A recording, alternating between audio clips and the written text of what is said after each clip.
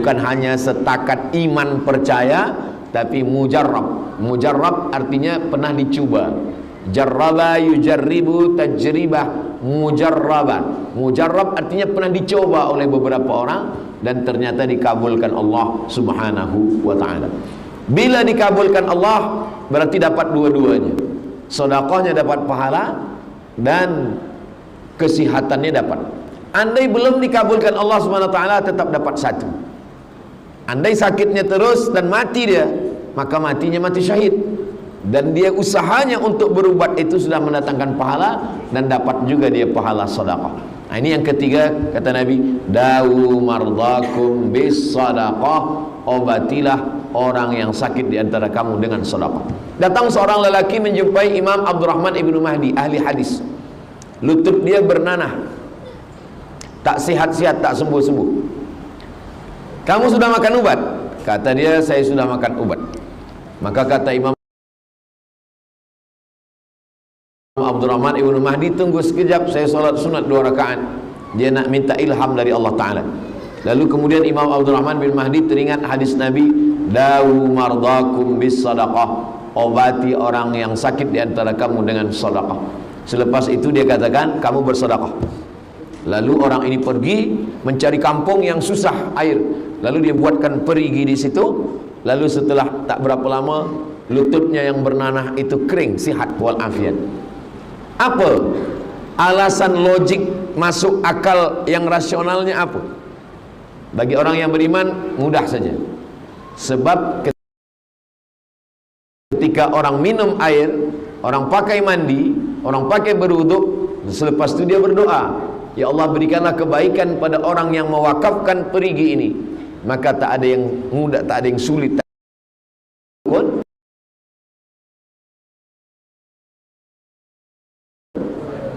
Fayak iyamsaskallahu bidurrin fala kashifa lahu illa hu.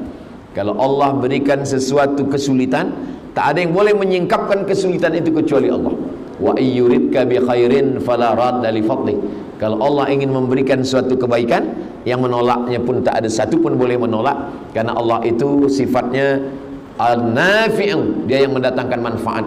Ad-darru, dia juga yang menolak mudarat. Mudarat dan manfaat datang dari Allah. Adapun minum madu, daun bidara, lalu kemudian ubat, itu semua hanyalah ikhtiar lil insani ma tamanna. Manusia hanya berangan-angan. Walillahil akhirat wal ula, awal dan akhir keputusannya hanyalah milik Allah Subhanahu wa ta'ala. Allahumma la sahla illa ma ja'altahu sahla wa anta taj'alul hazana idza syi'ta sahla. Kalau Allah ingin memberikan kemudahan, tak ada yang susah, tak ada yang payah bagi Allah Subhanahu wa ta'ala. Yang keempat, kenapa kita mesti bersedekah? Maka Nabi sallallahu alaihi wasallam menceritakan tentang 3 orang. 3 orang musafir, bila mereka sampai di suatu tempat turun hujan, supaya jangan basah, mereka masuk ke dalam lubang tanah, bernaung di tempat lubang tanah gua, supaya jangan sampai kena air hujan. Malang tak dapat ditolak, untung tak dapat diraih. Rupanya datang batu bergelinding dari atas bukit, menutup pintu gua, tertutup mereka di dalam. Ketika mereka terkunci di dalam, tak boleh keluar. Hadisnya ada dalam Sahih Al-Bukhari, hadis sahih. Yang satu berdoa, ya Allah, saya punya ibu bapa. Suatu malam saya balik membawa susu kambing. Anak saya menangis haus, tak saya bagi minum. Istri saya menangis, tak saya bagi minum. Saya tunggu sampai balik. Begitu mereka terjaga, saya bagi, minumlah. Ibu saya minum, bapa saya minum, baki daripada minum mereka barulah saya bagikan kepada istri dan anak saya. Kalau memang amal saya ini betul, bukakanlah pintu gua ini. Maka bergeserlah batu itu sikit, tapi dia belum boleh keluar. Itu menunjukkan kita boleh bertawassul kepada Allah, menyebutkan amal soleh. Amal soleh yang paling afdal adalah berbakti kepada kedua orang tua. Orang yang kedua berdoa, ya Allah, saya punya sepupu perempuan dan saya jatuh cinta kepada dia. Hampir kami melakukan perbuatan zina. Ketika orang tidak ada, kami tinggal berdua, dan saat itu datang rasa takut saya kepada engkau. Maka saya memohon kepadamu ya Allah, dengan rasa takut yang ada dalam hati ini, bukakanlah pintu gua ini. Maka batu itu pun bergeser, terbuka. Itu menunjukkan bahwa amal tidak hanya setakat amal berbakti pada orang tua, amal rasa takut dalam hati pun boleh dipakai untuk bertawassul kepada Allah. Mengamalkan firman Allah, ya ayyuhalladzina amanu taqullah, takutlah kamu kepada Allah, wa bataghu ilaihil wasilah, bertawassullah. Bertawassul dengan amal soleh yang paling elok. Orang yang ketiga berkata, saya punya seorang pekerja. Pekerja saya ini akan saya bagi gaji, tapi belum lagi gaji saya bagi, dia dah pergi tak tahu kemana. Maka saya takut makan duit gajinya. Maka duit gajinya ini saya belikan ke kambing. Kambingnya ini beranak pinak, banyak kambing. Selepas beberapa tahun dia datang. Lalu saya panggil pekerja saya ini, kamu dulu bekerja dengan saya? Iya. Gaji kamu belum kamu ambil? Belum. Gaji kamu dulu saya belikan banyak ini. Inilah dia kambing semua ini punya kamu. Ambillah dia. Pekerja saya itu mengambil kambing itu semuanya, satu pun tak ada dia tinggalkan. Habis semua. Kalau memang amal ini ikhlas kerana Engkau ya Allah, bukakanlah pintu gua ini. Terbuka. Jadi tiga orang ini bertawassul kepada Allah dengan tiga amal: berbakti kepada orang tua, takut kepada Allah, dan sedekah kambing kepada orang yang sudah tidak mengambil gajinya. Ini dalil bahwa kita boleh berdoa kepada Allah dengan menyebut tawassul. Ya Allah, berkat sedekahku kepada tempat wuduk muslimah Masjid Ar-Rahim, berkat sedekahku kepada mihrab Masjid Ar-Rahim, maka mudahkanlah kesehatan, mudahkanlah pekerjaan, mudahkanlah fikiran, mudahkanlah dari kesulitan, jauhkan daripada lilitan hutang piutang riba, mudahkanlah jodoh. Boleh bertawassul kepada Allah dengan menyebut amal dan hubungan kita hanya kepada Allah. Kita tak sebut kepada manusia, kita sebut hanya kepada Allah. Dia tidak termasuk dalam riya, dia tidak sum'ah, kerana yang tahu hanya kita dengan Allah subhanahu wa ta'ala. Itulah makna ayat ya ayyuhalladzina amanu, hai orang yang percaya kepada Allah, ittaqullah, takutlah kepada Allah, wabtaghu ilaihil wasilah, maka bertawassullah. Bertawassul yang paling elok sekali adalah bertawassul dengan amal soleh. Banyak orang bertawassul dengan Nabi Muhammad, bertawassul dengan Syekh Abdul Qadir Al-Jilani, bertawassul dengan Imam Syafi'i, bertawassul dengan malaikat-malaikat. Baik, tak salah, tapi masih ada ikhtilaf.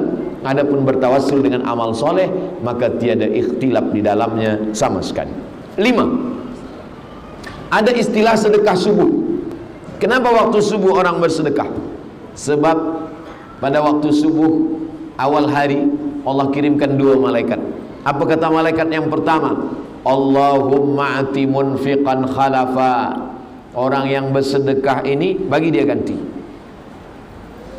Orang yang bersedekah di pagi hari ini Allah bagi dia ganti. Allah Maha Adil. Yang tidak bersedekah pun Allah doakan, Allah kirimkan juga satu malaikat mendoakan dia. Apa kata malaikat yang satu lagi? Allahumma ati mumsikan talafa. Orang yang tidak bersedekah, orang yang pelit, orang yang bakhil, orang yang kikir, mumsikan, mumsik, dia pegang, dia genggam hingga tak meleleh, tak menetes sikit pun. Maka kata Jibril, kata doa malaikat yang dikirim Allah untuk mendoakan, Allahumma ati mumsikan talafa. Orang yang tidak mau bersedekah ini talafa, binasakanlah dia ya Allah. Nah, itulah kenapa kita selalu bersedekah, tujuannya supaya mendapatkan, bukan doa ulama, bukan doa tuan guru, bukan doa habib. Ini doa malaikat yang sentiasa mendoakan. Ma min muslimin yusbihu. Setiap orang yang terjaga di waktu subuh, maka dia dapat doa malaikat, Allahumma a'ti munfiqan khalafa. Yang satu lagi, Allahumma a'ti mumsikan talafa. Mudah-mudahan kita hanya mendapatkan doa yang kebaikan-kebaikannya saja insyaallah. Begitulah Allah SWT memberikan semuanya. Yang keenam, maka Nabi Muhammad SAW menceritakan yang disebut dengan sam'iyat. Sam'iyat didengar. Pernah kita menengok roh? Tidak. Pernah menengok surga? Tidak. Pernah menengok neraka? Tidak. Pernah menengok malaikat? Tidak. Kita hanya mendengar saja. Mendengar itu disebut dengan sama'. Inna sam'a, pendengaran. Maka ajaran Islam ada namanya sam'iyat, yang didengar yang tak pernah ditengok. Sam'iyat sesuatu yang didengar. Beza kita dengan Nabi Muhammad SAW, kita setakat mendengar, dia sudah sampai pada menengok. Subhanalladzi asra bi'abdihi laylan minal masjidil harami ilal masjidil aqsa alladzi barakna haulah linuriyahu min ayatina. Isra Mi'raj, kami ingin memperlihatkan, menampakkan di mata. Nah, itulah beza kita dengan Nabi Muhammad. Dia menengok surga, dia menengok neraka, dia berjumpa dengan nabi-nabi. Kita belum pernah menengok surga, belum pernah menengok neraka, belum pernah berjumpa dengan nabi-nabi. Kita hanya setakat mendengar saja, sam'iyat, dengar. Maka Nabi pernah menengok, pernah mendengar, disampaikannya kepada sahabat. Sahabat menyampaikan kepada tabi'in, tabi'in menyampaikan kepada tabi'in, dan sampailah ke kita. Di antara sam'iyat yang didengar oleh Nabi SAW adalah tentang orang mati minta panjang umur supaya dia boleh bersedekah. Disebutkan dalam Quran, disebutkan dalam hadis Nabi SAW. Rabbana absarna, mata kami sudah menengok azab. Wa sami'na, telinga kami sudah mendengar azab. Farji'na, balikkan lagi kami ke dunia. Na'mal salihan, kami ingin beramal saleh. Inna muqinun, kami yakin seyakin-yakinnya. Amal saleh banyak. Ada haji mabrur, ada jihad fisabilillah. Tapi amal saleh yang dimaksud dijelaskan dalam ayat lain. Laula akhartani ila ajalin qarib, berilah kami waktu untuk hidup sekejap saja. Tambahlah waktu kami untuk hidup ini sekejap saja ya Allah. Untuk apa? Fa'as-saddaqa, kami mau bersedekah. Tak ada ayatnya tambahlah hidup kami karena kami mahu solat tahajud, tak ada. Tambahlah hidup kami supaya kami boleh berjihad ke Palestin, tak ada. Tambahlah hidup kami karena kami ingin berhaji ke Baitullah, tak ada. Fa'as-saddaqa, kami ingin infak, bersedekah. Itu yang disampaikan oleh Nabi Muhammad SAW, yang bagi kita hanya setakat sam'iyat, hanya mendengar. Tapi Nabi sudah menengok balasan mereka yang tidak putus hingga pada hari kiamat. 7. Rajulun tasaddaqa bi sadaqatin, ada orang yang bersedekah, lalu kemudian sedekahnya ini kepada penghafaz Al-Quran. Orang yang menghafaz Al-Quran tadi punya murid, dia ijazahkan qiraat Hafs an Asim, mengalir pahalanya untuk dia. Yang menghafaz Quran tadi mengajar Quran, punya murid, muridnya punya murid lagi. Maka kalau kita bukan penghafaz Quran, kita bukan ulama, kita bukan tuan guru, tapi kita ingin dapat amal ulama, amal penghafal Quran, amal imam, maka salah satu caranya adalah dengan sedekah. Bersedekah kepada anak yatim. Anak yatim tadi pandai menghafaz Al-Quran, boleh bahasa Arab, membaca kitab, belajar dia Azhar Kahira, balik dia membuat pondok, maka kita mendapatkan amal pahala. Inilah yang disebutkan oleh Imam Abdullah ibn Mubarak, rubba amalin saghirin yukabbiruhun niyah. Berapa banyak amal yang nampaknya kecil saja tapi besar kerana niat. Wa rubba amalin kabirin yusaghiruhun niyah. Berapa banyak amal yang nampaknya besar tapi sebenarnya kecil kerana dikecilkan oleh niat. Itulah pentingnya innamal a'malu binniyat. Kita beramal dan niatnya adalah kerana Allah Subhanahu wa ta'ala. Yang ke-8, kenapa kita mesti bersedekah? Kerana kata Nabi sallallahu alaihi wasallam, ketika Nabi sampai ke kota Al-Madinah Al-Munawwarah, Nabi membeli tanah. Tanah ini punya 2 orang anak yatim. Dibeli Nabi tanah itu, itulah tanah yang sekarang menjadi tanah Masjid Nabawi. Kenapa Nabi tak terima wakaf saja? Seandainya Nabi terima wakaf, dia Sayyidul Anbiya wal Mursalin, dia Sayyidul Awwalina wal Akhirin, pemimpin semua makhluk dari awal sampai akhir, Nabi Muhammad SAW. Tapi kenapa dia beli tanah ini dan dia wakafkan untuk bangun Masjid Nabawi? Kerana dia ingin dapat amal jariah. Dia ingin mengajarkan kepada kita, sebenarnya Nabi tak berhajat, Nabi tak perlu kepada amal tanah ini. Kerana tanpa amal itu pun dia sudah masuk surga, tanpa amal itu pun dia sudah dimuliakan Allah. Dia nak ajarkan kepada kita seakan-akan Nabi itu berkata, sedangkan aku yang pemimpin daripada Nabi manusia, di antara manusia ini ada yang Nabi, di antara Nabi ini ada yang Rasul, di antara yang Rasul ini ada ulul azmi, di antara yang ulul azmi ini tinggal satu, Sayyidina wa Maulana Muhammad sallallahu alaihi wasallam. Dia tetap mewakafkan tanah. Maka hari ini orang yang berlomba-lomba masuk ke Taman Raudhah, orang yang berlomba-lomba solat sunat di Raudhah, pahalanya mengalir sampai nanti hari kiamat kepada Nabi Muhammad sallallahu alaihi wasallam, kepada sahabat yang ikut membina. Itulah kenapa setiap raja-raja Saudi Arabia ikut. Raja Fahad bin Abdul Aziz, Raja Abdullah, Raja Salman bin Abdul Aziz. Kenapa mereka semua ingin?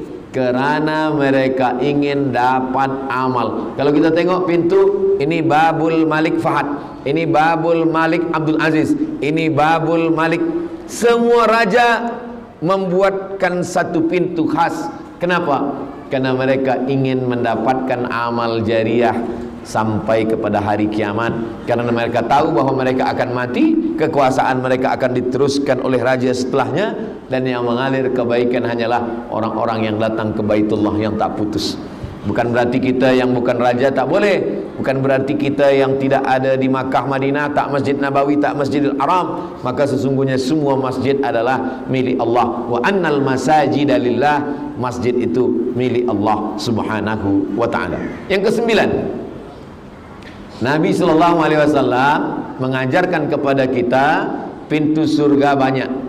Ada pintu surga dimasuki melalui babul jihad. Mereka yang ada di Palestina itu masuk surganya dari babul jihad. Ada masuk surga melalui babul rayyan. Untuk mereka yang puasa sunat Senin Khamis, Ayyamul Bait 13, 14, 15, puasa Nabi Daud, puasa sehari, makan sehari, puasa sehari, makan sehari. Ini masuknya dari babul rayyan.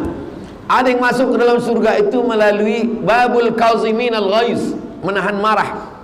Dia tahan amarahnya, dia boleh masuk. Tapi ada orang yang masuk surga dari pintu mana saja dia mau. Udkhul min haitsu syi'ta, masuklah engkau dari pintu mana yang engkau mau. Itu adalah Sayyidina Abu Bakar Siddiq radhiyallahu anhu.